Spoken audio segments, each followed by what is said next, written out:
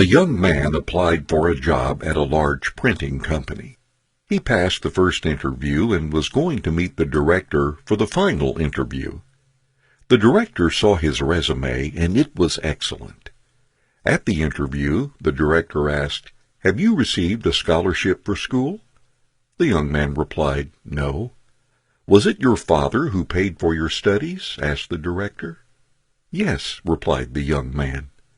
"Where does your father work?" asked the director. "My father is a blacksmith," replied the young man. The director asked the young man to show him his hands. He showed a pair of soft and perfect hands. "Have you ever helped your parents at their job?" asked the director. The young man said, "Never. My parents always wanted me to study and read more books. Besides, he can do the job better than me." The director responded, "I have a request. When you go home today, go and wash your father's hands, and then come to see me tomorrow morning." As the young man felt his chances of getting the job were high, he decided to agree with him. When he returned to his house, he asked his father if he would allow him to wash his hands. His father felt strange, yet happy, and showed his hands to his son. His son washed his hands slowly. It was the first time that he noticed that his father's hands were wrinkled and had many scars. Some bruises were so painful that his skin shuddered when he touched them. This was the first time that his son recognized what it meant for this pair of hands to work every day to be able to pay for his studies. The bruises on the hands were the price that his father paid for his son's education, his school activities, and his future.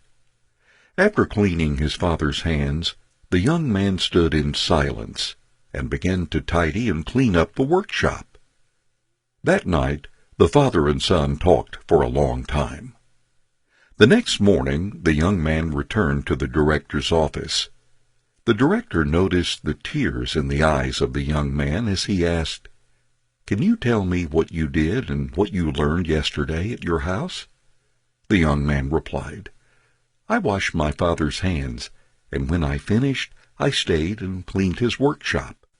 Now I appreciate and recognize that without my parents, I would not be who I am today. By helping my father, I now realize how difficult and hard it is to do something on my own. I have come to appreciate the importance and the value in helping the family." The director said, "This is what I look for in my people.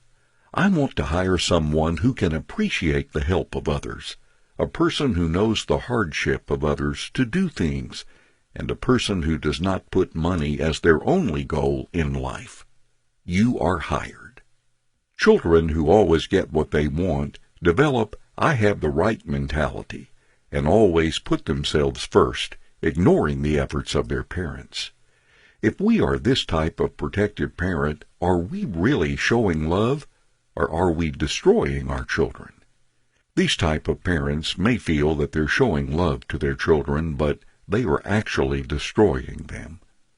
It's great to give your children a great life, but when you're washing the floor or painting the wall, please let them experience that too.